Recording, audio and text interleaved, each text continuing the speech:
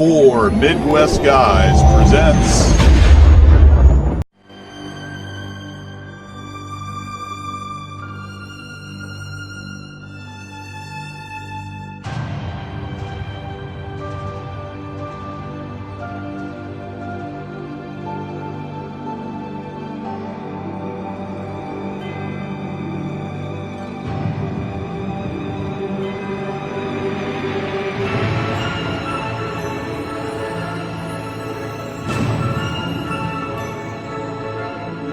Star Trek Picard Review.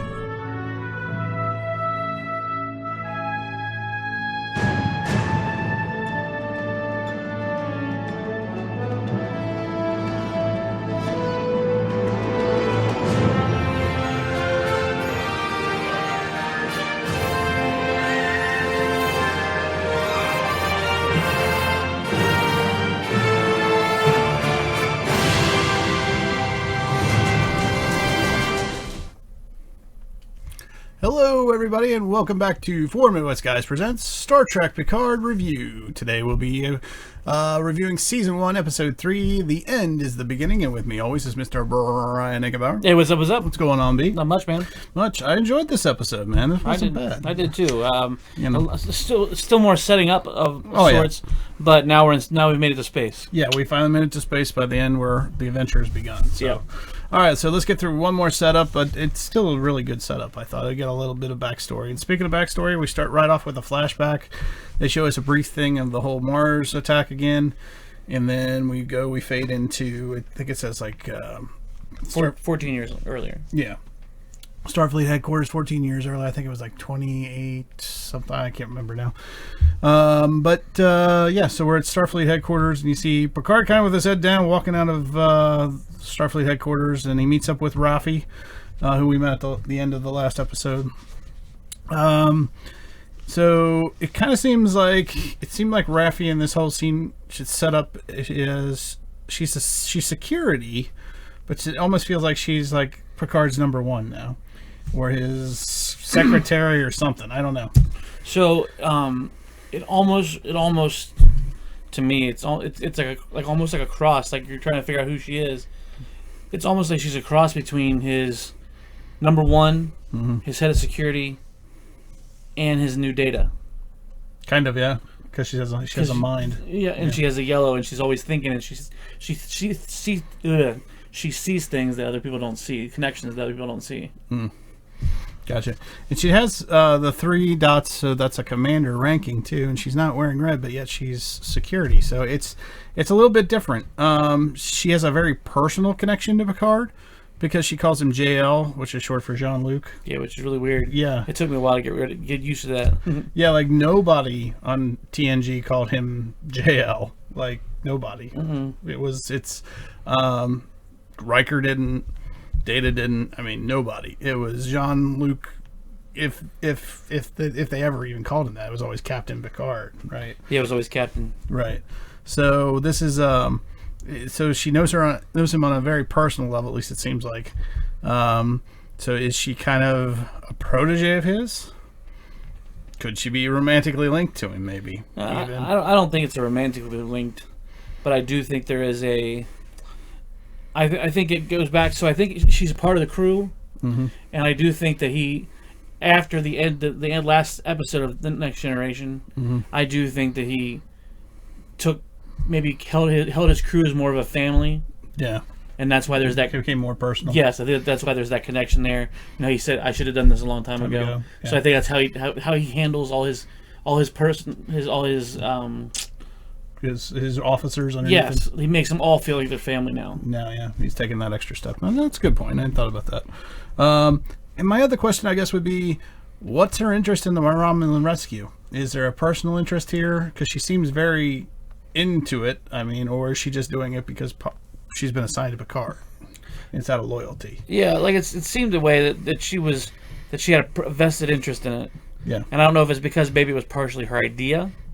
Yeah, that could be. You know what I mean? So she was vested in, like... She helped set it up? Yeah, she helped set it up, or she knew some of the... Because she also said lives that are inside that blast radius She didn't even say Romulans. She just said lives. Yeah. So I wonder if there's there's a different colony or something out there. Something out there that was like on a distant planet or something that was going to feel the after effects, and they were trying to save blast them too. radius, yeah.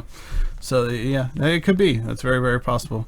And then we find out that Raffi also thinks the Romulans are behind the attack, which is interesting. But she has no evidence. She went to the Engenbauer School of Theory. The Engenbauer School of Theory. Oh, okay.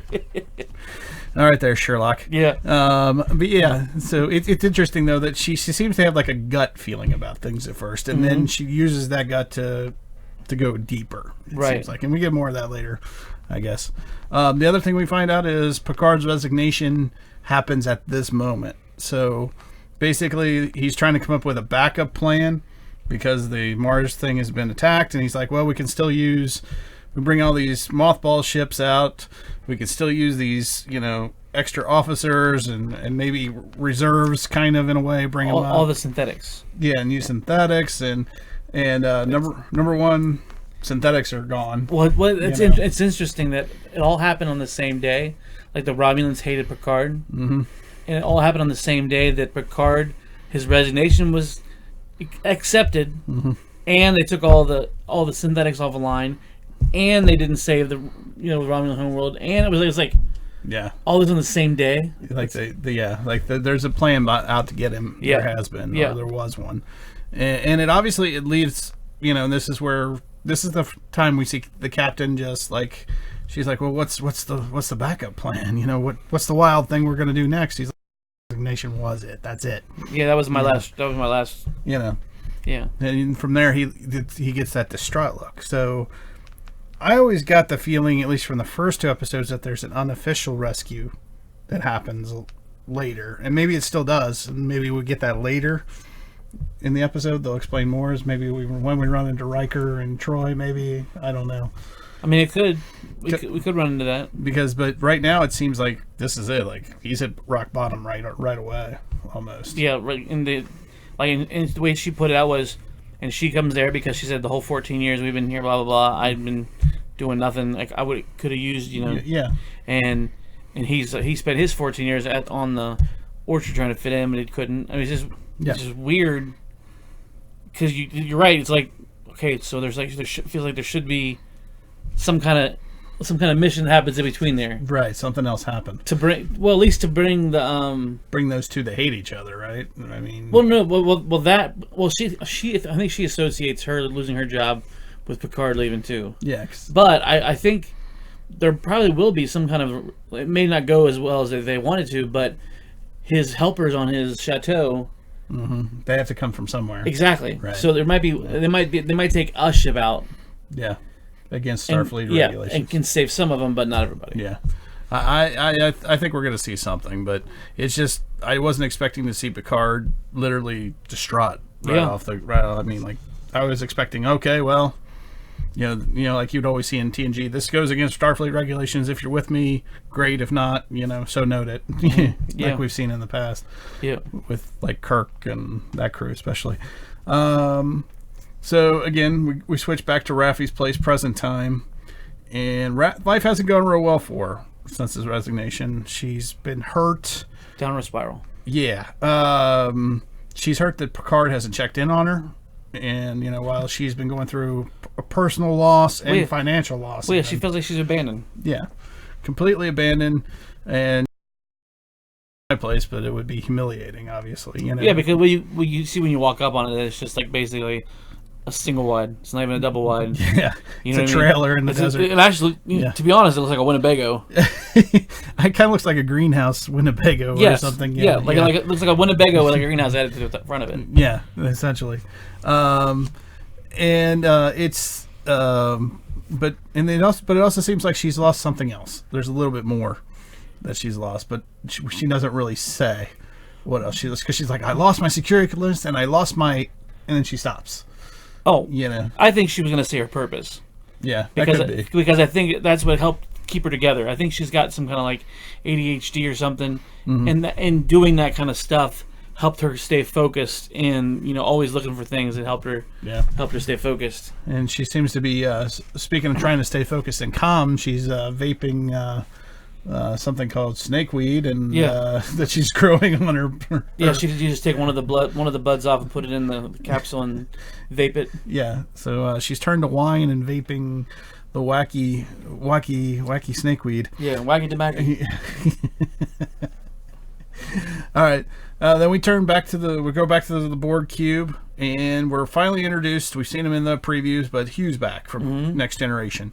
For those of you who don't remember Hugh, he was they had this big plan. They captured him and another Borg, and they were going to implant this virus into the Borg collective that was going to shut him down, and Hugh was going to be part of that. But they saw that Hugh could actually be human again, and they decided not to do that plan. That was their big dilemma for that episode.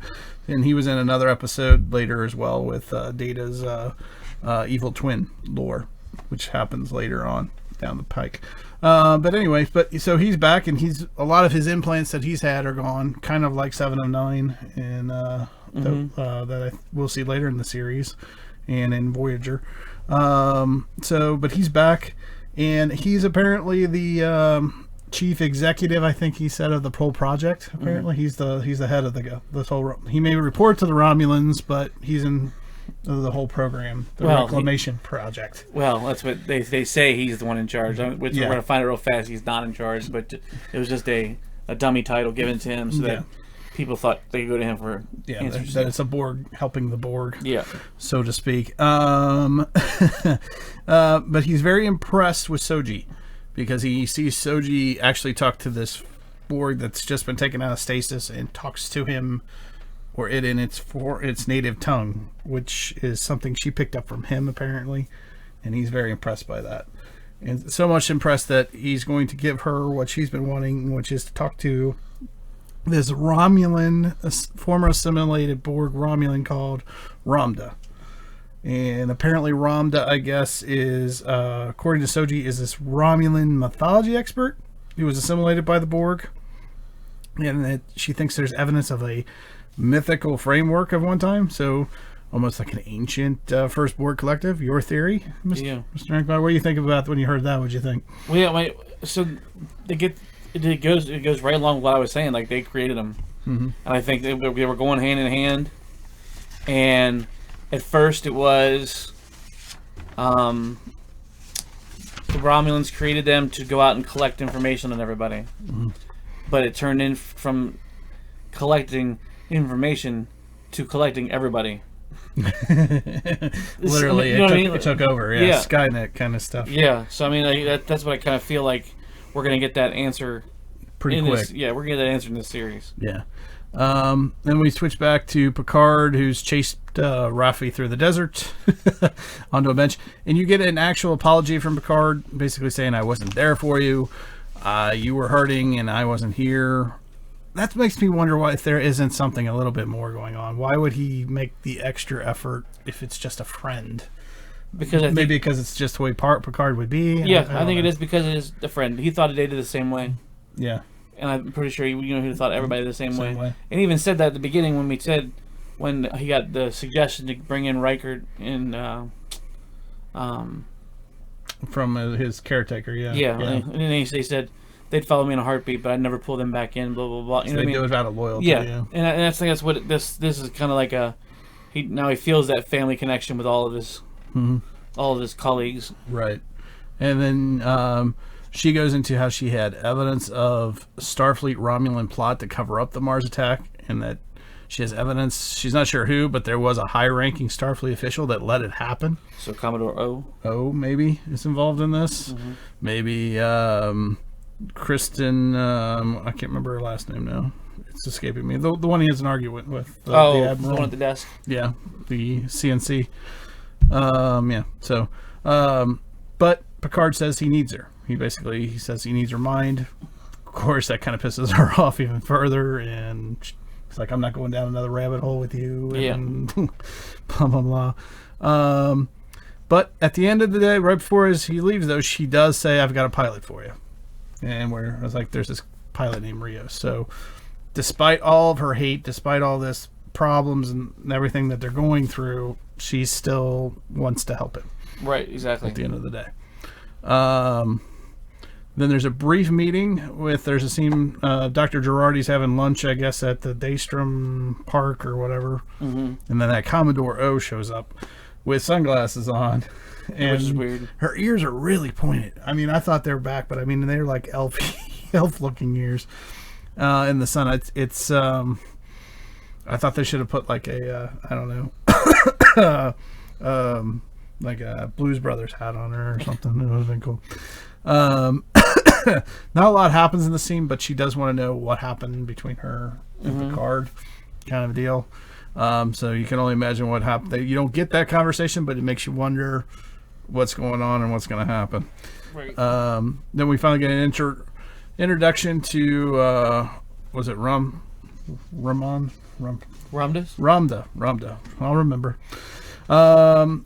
Here we find out, and here's some interesting facts, and this goes into your theory again, Hank, and it's that all disordered XBs, meaning EX-Borg, all the ones that are crazy, are Romulan, and that as far as Hugh knows, these are the only Romulans to ever be assimilated, or try to be assimilated.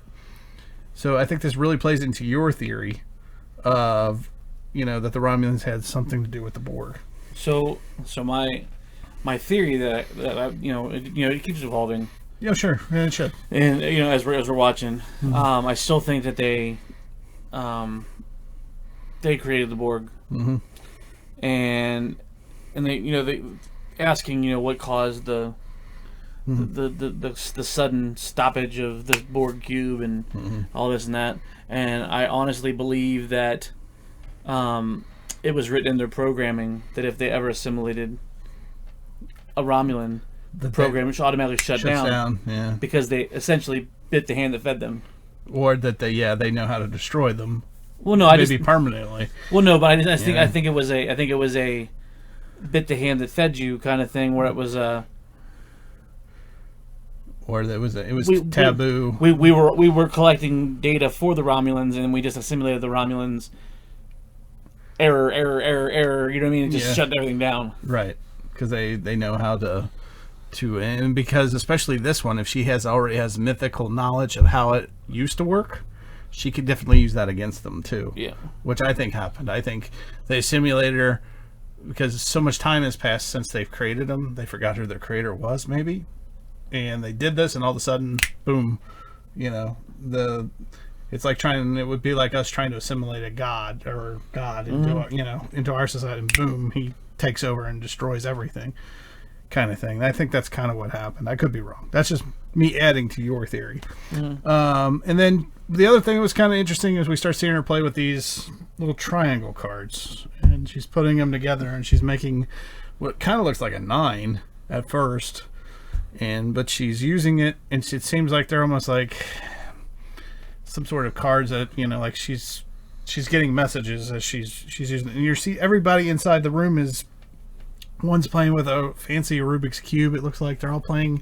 One's drawing. Well, you can tell they all have they all have something wrong with their mind now. Yeah, like and it's and all the other Borg that are coming out of hibernation status, whatever you can call it. Yeah. None of them have that. Yeah. And is that because the Romulans have such a superior, like a higher intelligent, like a higher thinking, so that they're now.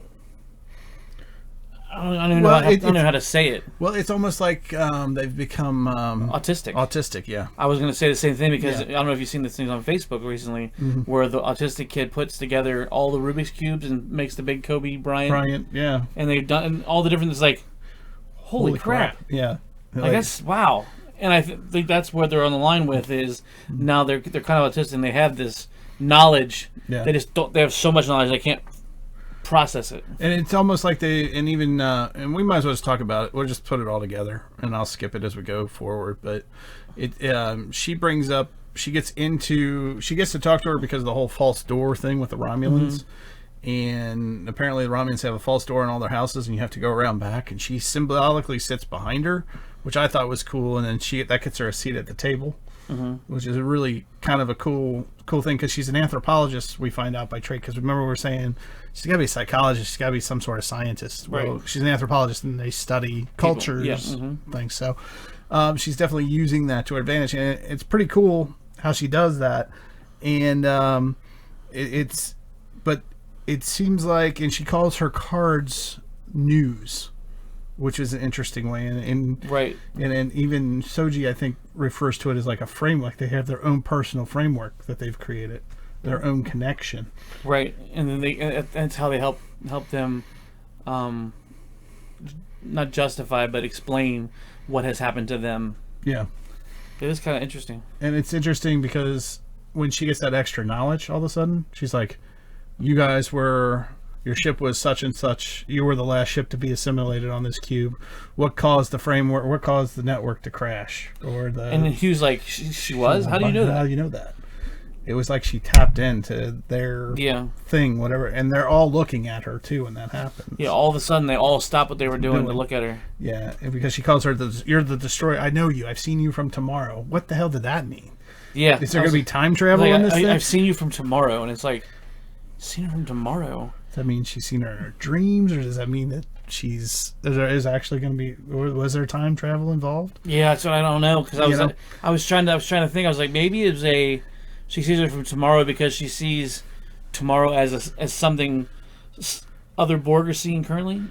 Something. You know what I mean? Like I don't know. I don't know. A different way of looking at something, or maybe tomorrow to them is their past life. Or it's a tarot card reading. Yeah, something weird. But it all seems to be connected. But it's like It's like she gets that knowledge, and it seems to me it's from their own little personal. Yeah.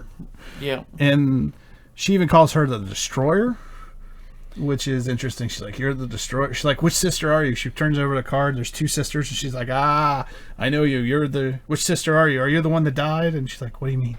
What do you mean? Are you the one that dies or lives?" Dodge is dead. What? Yeah. And then she goes and she gets the blaster, she's perfectly normal. Yeah. Grabs the blaster and she's like, "You're the destroyer," blah blah blah. And it's like, whoa.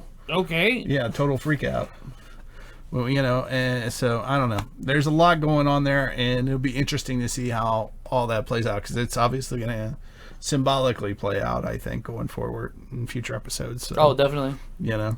I think there's some foreshadowing going on. The other thing that was really weird too is that at first they were going to take her. Because she was the one that acted up, and he's like, "No, restrain him, take him out." I'm like, "Yeah." Well, he was standing up for her. I was like, "What?" Yeah, he was protecting her. Yeah, I was like, "Why? Wait, what?" Yeah, which was kind of cool. I mean, he was lying, obviously, but but he was protecting her. All right, and then I like the scene with Picard and when Raffi, and you see we come back to Raffi, and she's deep into her work, and Picard calls her, and he's like, "You're working on it, aren't you?" No. Okay, here's everything on Maddox. Yeah. Click. Yeah. Here's everything on Maddox. Get back to it. Yeah. And then she closes it and she's like, "Fuck! How do you know I was doing that?" She can't resist it. Yeah. It's in her blood. That's what she does. She's a sleuth, really, at heart. We're introduced to Captain Rios and his ship, and he's an interesting guy. I think I'm gonna like this character actually. I like how he has EMHs, which we know from Voyager is the emergency medical hologram. We had the doctor on there; he was that, and they just, he had his own personality. The doctor seems very paranoid and very like he's there to help. He's a very cool, calm. Well, it seems like he's not only just a medical doctor, but he's also like a mental health. Yeah, exactly. Like a mental health doctor. Therapist. Yeah. He also has a new thing called an ENH, which is an ENH, which is I guess emergency navigation hologram, which I think is more like an engineer because it almost had and the reason why I say that because he had a slight Irish or Scottish accent to him. I don't know. It was interesting. The actual captain himself, though, to me, personality-wise, he's a loner, and he comes off as, I don't know, did you get that vibe like a Han Solo-esque, but extremely clean Han Solo? Yeah. Like it was like a neat freak Han Solo. Yeah. Because even Picard picked up on it. He goes, "I spent 2 minutes in this ship, and I can already tell that you're Starfleet." Yeah. 100%. Everything in here is put away. Everything's in this place. Everything's proper. Bolts are shined it. Yeah. So, We found out he is a former Starfleet officer. He was the XO of a heavy cruiser called, and bear with me, Ibn Majid. We'll go with that. We'll go with that. But what's interesting about this is he said you won't find any record. Starfleet erased all the records. So I wonder. Was he Section 31? Well, see, that was my. Is this how they're going to try to tie in Discovery And the Commodore OH character a little bit and more. Picard? Is this how they're going to? Is this how they're going to try to merge the two series together? Well, the rumor is the end of Picard will link to Discovery Season 3, which is in the future of this series now. Yeah, well, that's what I'm saying. So I wonder if they're going to link them together, and the captain that he had that was killed in front of him or whatever is Tully, or is some other former Star Trek character. One of the Discovery characters that we know, as that, or is it was it a Section 31, and we got what's her name? Oh, she's basically the Empress. From the other dimension. Yeah. So what if we got her, and she was the one that died, and he was close to her, and that was what because Section 31, hence the reason why it got erased. Mm-hmm. Because it never it wasn't supposed to exist. Yeah. Yeah. It's possible. That's all possible. It could also just be another former big time Star Trek character. It could be Captain Janeway, but I don't think they would take her out like that. It could be. I thought Voyager was after the Next Generation. It was. Okay. But Picard takes place after Voyager, so Voyager's home because you have 7 of 9 is going to be in it. Oh, that's true. So it could be any of those characters. It could be a character from DS9. There's several characters there. We'll find out. I think they're going to reveal, and I think it might. Oh yeah, I'm sure we'll get a whole bunch of reveals. Yeah, it doesn't. Nothing has to be connected. I'm just just asking the question. So Raffi's doing her research. She comes across because she's doing her search comes up with quantum fingerprinting, and it's at a place called Free Cloud. And when she, aka Cantobite. Yeah, because apparently when she hits it, it pulls up dice. You see dice roll out. And cherries. And so is this Cantobite all over again? I know, I was like, oh my god, when all of a sudden Rose and Finn are going to show up. Yeah. But it does have that. You get the feeling that's an interstellar Vegas, essentially. Now, how funny would it be if they actually go to this Free Cloud place and there's an advertisement on the wall for their sister city, Cantobite. An actual crossover between the two. Like just as a joke. You see it in the background. Yeah, you see it in the background and it says visit our new installation, Cantobite, opening soon or something. On the other side of the galaxy. Yeah, and you're like, holy crap. In the Delta Quadrant or something. Wouldn't that be funny? Yeah, it'd be hilarious. Gamma Quadrant. Oh god, the fans would go nuts. Oh, there would be some uproar on that one. The internet would go nuts. The internet would break. Yeah, like the one thing that connects to Star Wars and Star Trek is gambling. You break the internet. You're like, bet you didn't see that happening. Yeah. Ha ha! Breaking of the internet. Yeah. So let's move on to Attack on Picard's house. Okay. I like the line that he gives. I'm not good with names yet. Yep. But the female character, he goes on. "I'm never belonged to the Vineyard, despite his best tries." And that he's always been an explorer. Or he's always been a captain, or he belongs to the stars essentially. And even she says, "You've always had one eye on the star." And so it's kind of a nice moment. Wow, does his caretakers have some militant skills though, huh? When they come in to attack. And they did say the last episode they were former military. Yeah. So I mean, but they were former, they were like elite. Yeah, had been elite military because they're taking out what do they call them? The Vadash, yeah. Vadash. Yeah. Whatever they were called. Yeah. The extra. Yeah. And these guys are extra because there's 2 of them are taking out like 7 of them. Yeah. And here's a little political thing, but Picard's a gun owner, apparently. Huh? How about that? Yeah. Picard is a gun owner. He's got guns everywhere. You know, the other thing that's funny is if you look at it, because there was Romulans that attacked him. It was the Romulans protecting him and attacking him. Yeah. And she says, she makes the comment, and she's like, "Oh, he's a northerner like you." It's stubborn. Yeah, and flicks him on the forehead where he's got the bulge that the two different types of Romulans had. Yeah, they're showing off a little racism, Romulan racism going on. Yeah, and it's like so the Romulans were on the same world. Both different types were on the same world. It wasn't two different planets in the same system. Right, they were just different geographical locations. Mm-hmm. Dr. Jurati shows up at the end of the fight, which is interesting because she had this conversation with Commodore O. Yep. And then all of a sudden they're at Picard's place. Yep. And she comes up at the end and shoots the guy at the end. Yep. I didn't know there wasn't a stun. Oh. Yeah. I'm so scared. Look, I'm shaking.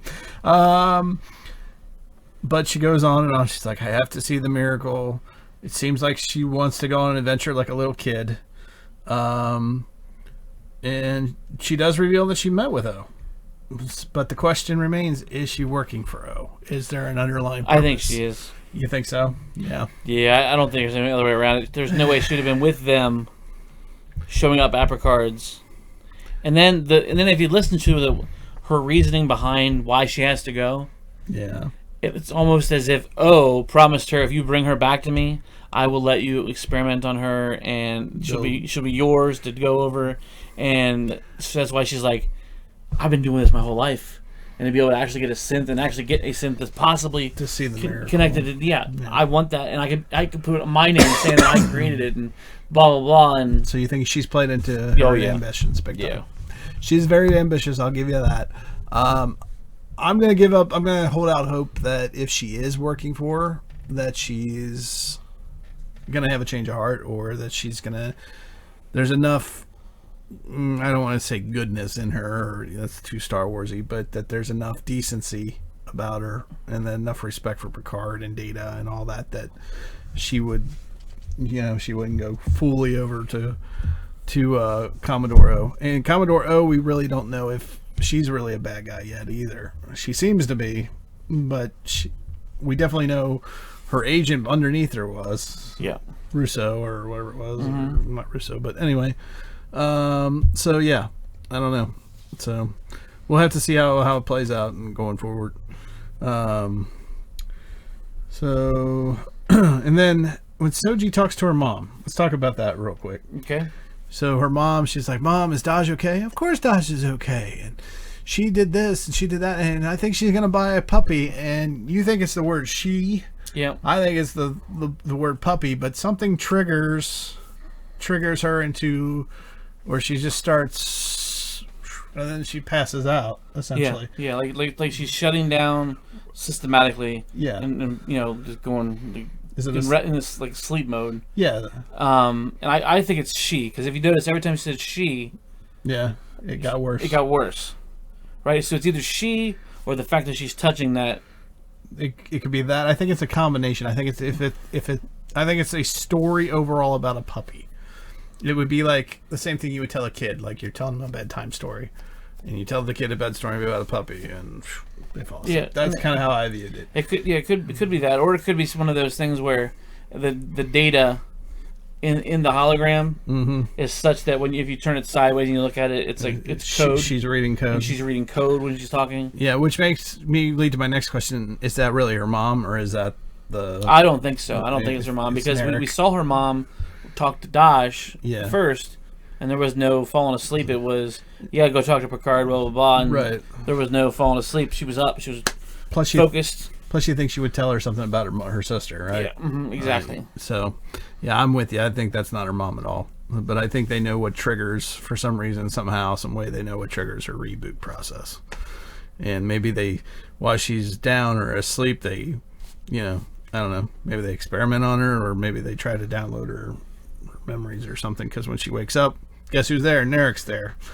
And, of course, he does, I think I'm falling in love with you, blah, blah, blah. And, yeah. But the one thing she does question, though, is how did she know about Ramda, and how did she figure all that out? She's like, well, I must have read it. I had to have read it. Yeah, You know? I've read every article, so it must be in there somewhere. The censors must have screwed up. There's no way. You know, Yeah. she's questioning it because she's like, I don't know where I got that from. So that's kind of interesting that she's staying in her human mode, I guess you could say, within the restrictions. Which leads us to Narek and his sister, and she's back to being full Romulan, full on Dajvash, I guess, Dajvash or whatever. And she's got her pointed ears, but basically they're like, well, we're gonna keep to the plan, and she doesn't know who she is yet. I mean, so they're keeping to their like, we're still good. She doesn't know who she is. Yeah. So I wonder what happens when she does realize who she is. I don't know. I think that's when they're gonna take her down, or they're gonna do whatever they're gonna do. Because once she goes android mode, then she's got all her fighting abilities, all her hacking skills, which all we actually that. saw some of it in the room with Ramdo when she sprinted across the room and grabbed the gun before she could even fire. Yeah, and the fact that she was subconsciously, like I said, like I think she was subconsciously hacking her way into the Romulans' little subnet there to pick out more information. You know, she didn't know what she was doing, but that's what she was doing. And then the final scene is we're back on Rio's ship, and Raffi reveals she's just there to get a free ride to Free Cloud, which I thought was interesting. I wonder what that's all about. Yeah. Is that just an excuse? And then she says, you guys can't ask me why. Yeah. Okay. So is she going to do that the whole time? Just stick with him the whole time and say she's not really with him? Well, I wonder if... Or does she have another motive for drugs? Or I wonder if the Free Cloud thing, if that wasn't a place where she learned about her abilities to find the things, like find the patterns and find everything else. Like that's where she got... Maybe she has autism too, or you know what I mean? Or she's going to use it to gamble or something like a... Who knows? like suddenly she's Rain Man. She's counting cards. Maybe. That could be part of it. But I don't know. I think it's more of an excuse. Just, well, I'll stay with you a little longer. Fine. You know. That's just me. But you're right. There could be other things going on. She could be in there for drugs, too. She might be looking for a bigger hit, you know. But we'll see. I don't think they'll go that way, though. The one big thing, though, is, and this goes again, you don't trust Jurati, and neither does Raffi, who has pretty good instincts. At least we think so far. So, right off the bat, she's like, "You're gonna let this person on? Not even no security scan, not even a basic one." Well, she's a doctor, and she knows a lot about the synthetics and blah, blah, blah. And it's like, exactly. Too good to be true. Yeah. Hello. She's gonna turn out to be the next. What was her name? From Next Generation. You're talking about the one that went rogue. I think her name was Rogue, wasn't it? Or not Rogue? No, it wasn't Rogue. Ro. No. Short hair. The girl? Yeah, Next Generation. Short black hair. No, it was around for a couple seasons. Her name was Ro. Ro? Yeah, I think so. I don't think her name was Ro. But she went over the Romulans? She wasn't Romulan. She went back to that, whoever was fighting the Cardassians. They Kardashians? Yeah, they were they were former Starfleet, but they were... Oh, no. I thought the one I'm talking about was actually she was a Romulan spy. Oh, that was like a one episode thing, though. No. She was part of his crew for a long time. Yeah, that was... Tasha. Oh, Tasha Yar? Tasha. Well, Tasha Yar's daughter became... Right, but what I'm saying is... Yeah. This kind of scenario... Yeah, is she going to end up being a bad guy? Mm-hmm. Yeah. I don't know. I think if she is, she's got another side to her personality they haven't really shown yet. Right now, she's shown just to be an overly curious, wanting to get an adventure doctor to me. Well, I wonder if she's the reason why the other guy's gone. Oh, you think she pushed Maddox out of the way? Mm-hmm. Could be. We'll find out. I think as we go. I think it's possible she could be an android too, because Maddox supposedly recruited her out of Starfleet. Oh, so it could be. Could be one of his creations. Yep. Kind of thing. I don't know, because she seems incredibly smart, so it's possible they could do that. Smart yet stupid. Yeah, they could do that. Because she's like, maybe it has a stun button. Mm-hmm. Like Romulan blah, blah, blah don't have stun settings. She goes, oh. Yeah. It could be. That could be the little left turn that we're not seeing, maybe. I don't know. But I did like how they ended this whole episode, and I know you did too. Picard does his engage, and then they do the TNG music play off, which was sweet. And they do the hyperspeed or whatever. Yeah, we got the warp speed. Warp speed and go into, and it's like, it's like, yes! Here we go. Yeah. We're off to a good start. The only thing I didn't like, though, was the controls for the ship. Because they're holographic? They're holographic. I didn't really care for that. He does have manual controls, like, in front, but yeah, his controls are... Like, right here, and he's like, I was like, oh, no. Yeah. I didn't care for that too much, but I also... His ship reminded me of, like, a combination... It didn't seem Star Trek. Like, our beginning, you can see a whole bunch of different Star Trek ships. Yeah. It didn't feel Star Trek-y to me. It felt more... What was the one with the brown coats? Brown coats? Yeah. And they had a movie that was more popular than a TV show. With brown coats? Oh, you're talking about Firefly. Yes. Yeah. So it kind of reminded me of that, something like that, where it was... Yeah. Because it even had the same similar colors.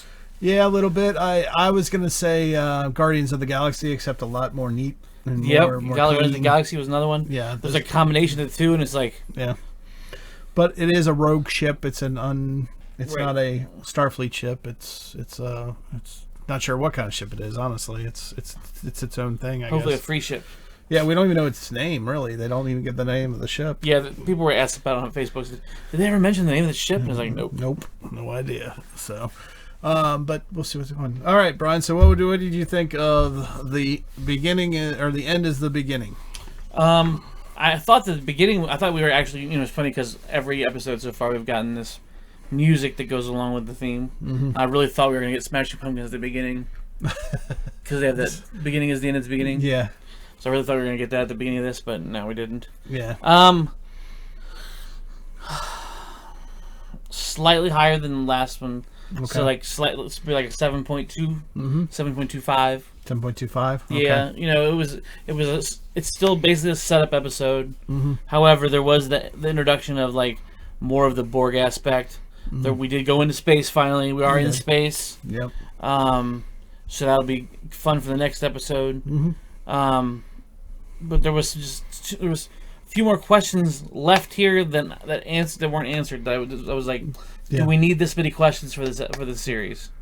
Because that's a lot of questions that we've been given different pieces of, little pieces that of we the haven't been puzzle. given any answers for. Yeah. Yeah, I agree with that.